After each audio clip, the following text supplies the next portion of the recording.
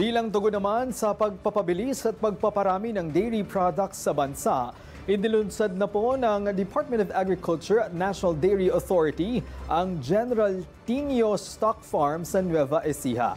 Si Luz Casipit, una sa balita.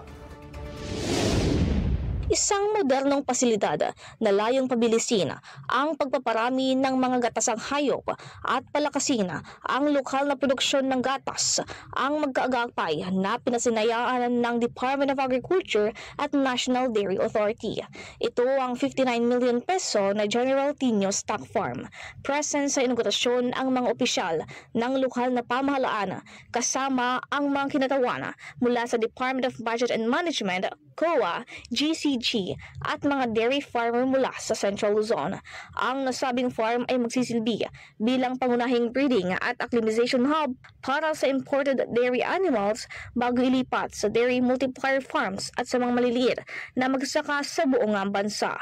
Ayon kay Agriculture Secretary Francisco Chu Laurel Jr., tinutugunan ng proyekto ang malaking kakulangan sa produktibong gatasan sa bansa. Ang naturang stock farm ay may kapasidad na hanggang sa 150 dairy cattle. Tampok din dito ang modernong cooling system, mechanical brushes at 15 ektaryang pastulan at mga pasilidad na dinisenyo para mas maging komportable at mas produktibo ang mga hayop.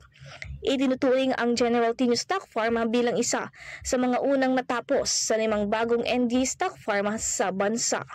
Nauuna sa mga balitang totoo at laging bago, Luz Casipit, alauna sa balita, Congress TV.